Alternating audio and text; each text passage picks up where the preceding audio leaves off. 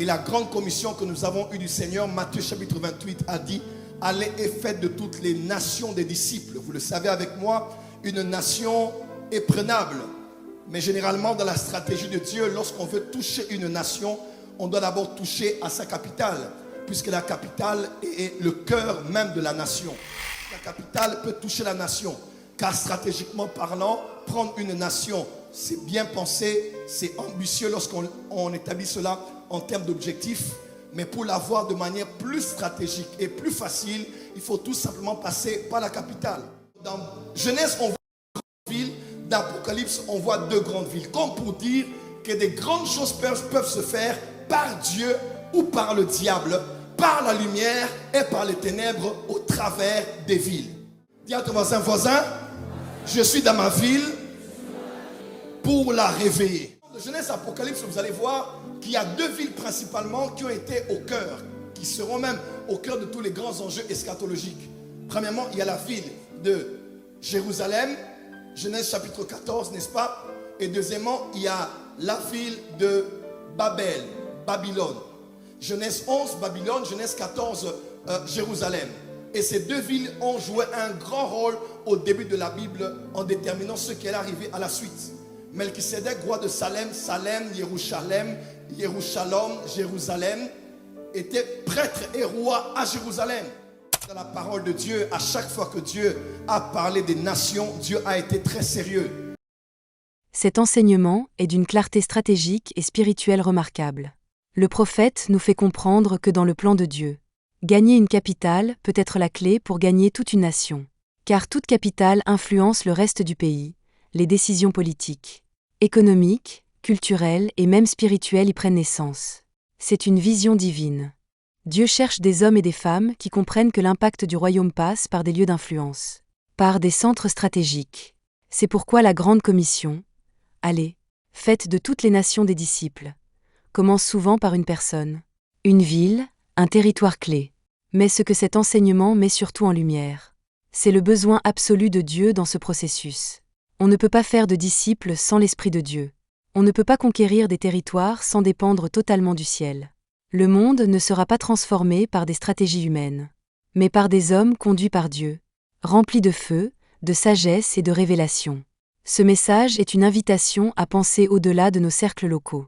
Dieu veut nous donner des nations. Mais cela commence par notre obéissance à sa voix, notre engagement à former des disciples, et notre volonté de toucher les sphères d'influence que Dieu nous confie. Ce n'est pas simplement un bon enseignement. C'est un alignement divin avec les desseins de Dieu pour notre génération. Ceux qui comprennent cela ne se contenteront plus de faire des cultes. Ils commenceront à former des disciples capables de transformer des villes, des systèmes et des nations. Quand vous regardez dans la parole de Dieu, à chaque fois que Dieu a parlé des nations, Dieu a été très sérieux. Et la grande commission que nous avons eue du Seigneur, Matthieu chapitre 28, a dit: allez et faites de toutes les nations des disciples. Vous le savez avec moi, une nation est prenable. Mais généralement, dans la stratégie de Dieu, lorsqu'on veut toucher une nation, on doit d'abord toucher à sa capitale, puisque la capitale est le cœur même de la nation. Celui qui touche la capitale peut toucher la nation. Car stratégiquement parlant, prendre une nation, c'est bien pensé, c'est ambitieux lorsqu'on établit cela en termes d'objectifs. Mais pour l'avoir de manière plus stratégique et plus facile, il faut tout simplement passer par la capitale. Parce que la capitale est généralement le siège des grandes institutions culturelles, politiques et même économiques. Ainsi, j'aimerais vous annoncer ce soir que Dieu donne à la France une nouvelle capitale du réveil. Et cette capitale s'appelle Bordeaux. Ton amen n'est pas arrivé jusqu'ici. Pourquoi? Amen. Si tu viens d'une autre ville, cite aussi le nom de ta ville et connecte-toi à cela en disant: je l'emmène au nom de Jésus.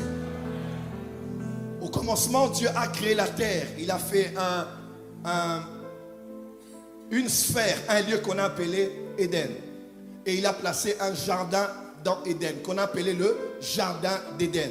Moi, je crois que la terre était là, mais la capitale de la terre à l'époque, c'était Éden. Et même le jardin, puisque c'est à partir de là que Dieu a créé la première démographie humaine qui allait se multiplier et peupler toute la surface de la terre. Selon qu'il avait dit: multipliez-vous, soyez féconds. Alléluia.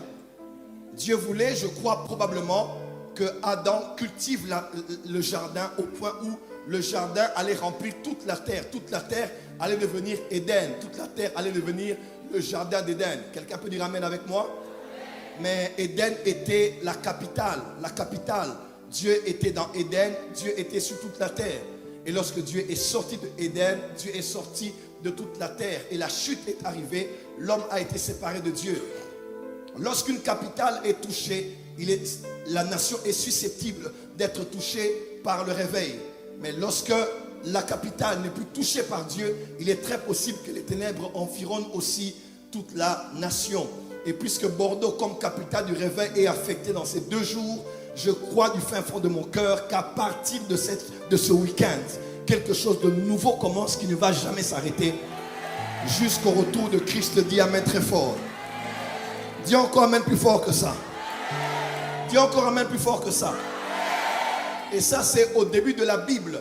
Mais lorsque vous faites une étude de toute la Bible, vous allez voir que Dieu ne pense pas qu'aux nations, mais Dieu pense aussi aux villes. Dieu ne pense pas qu'aux individus, il pense aux familles. Il ne pense pas qu'aux familles, il pense aux villes et il pense aux nations.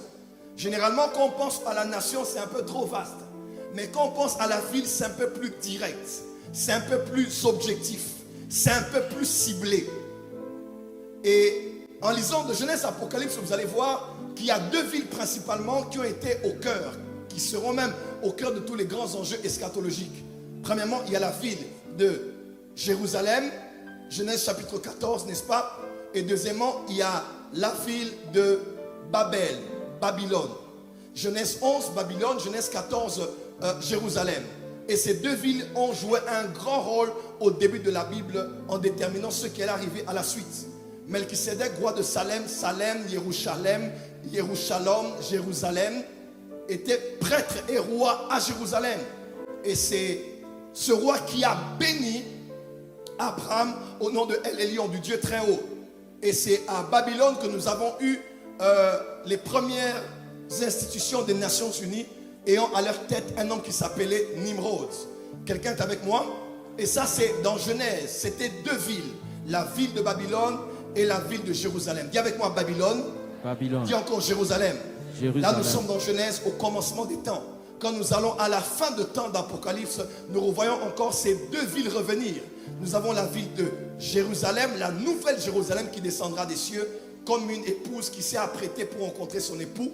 Et deuxièmement, nous aurons aussi la ville de Babylone qui va symboliser le système même de l'Antéchrist qu'on appellera la grande prostituée, qu'on appellera Babylone la grande, qu'on appellera mystère Babylone. Amen, amen. Donc dans Genèse, on voit 2 villes, dans Apocalypse, on voit 2 grandes villes. Comme pour dire que des grandes choses peuvent se faire par Dieu ou par le diable, par la lumière et par les ténèbres au travers des villes. Ce soir, je ne sais pas, mais j'ai envie de booster quelqu'un à élargir sa vision et sa sphère d'influence. Quand tu es dans une ville, tu n'y es pas pour être un cheveu dans la soupe. Tu es dans la ville pour impacter la ville, pour affecter la ville, pour shifter la ville, pour transformer la ville. Si je te parlais, je vais dire amen très fort. Vous allez bien? Dis à ton voisin, je suis dans ma ville pour la réveiller. Dis encore pour la réveiller. Et Jésus dit, lorsque la puissance viendra sur vous, la puissance vous est donnée pour toucher les milieux urbains. Quand la puissance viendra, vous allez toucher Jérusalem, première ville. Deuxièmement, Judée. Troisièmement, Samarie, jusqu'aux extrémités de la terre. Et pour ceux qui connaissent la Bible, Jérusalem est au centre de la terre. Même dans les anciennes cartes, Ézéchiel 5, verset 5 dit, Jérusalem est au centre de la terre.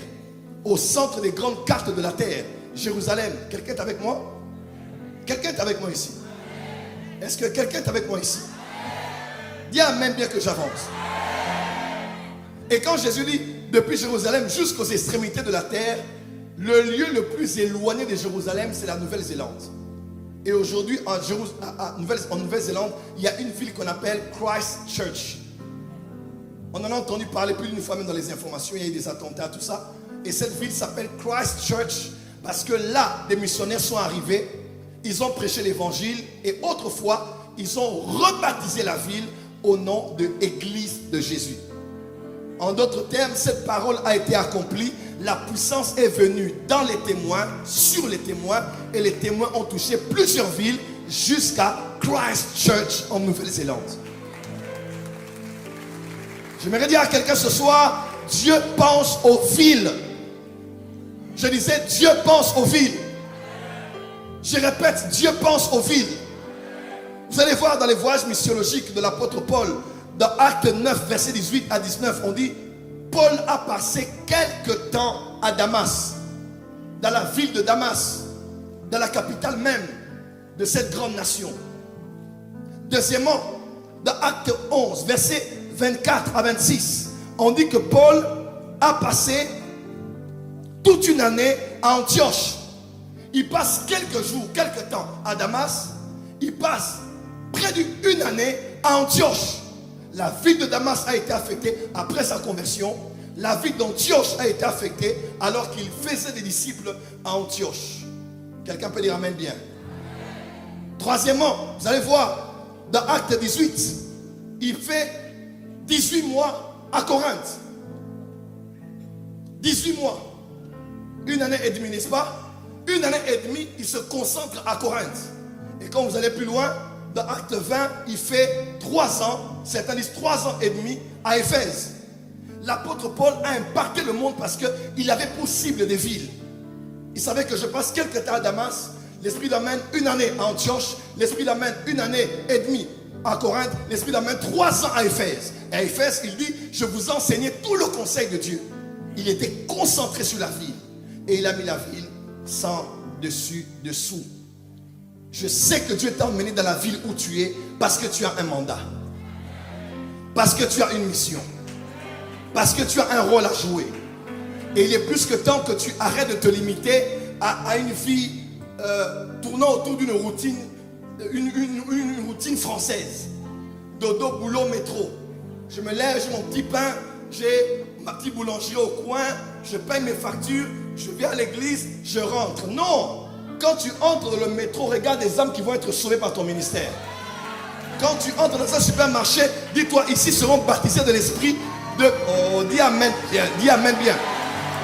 Vois la gloire de Dieu dans la préfecture, dans la mairie, dans les instances économiques de la ville de laquelle tu es. Dieu veut encore prendre des vies.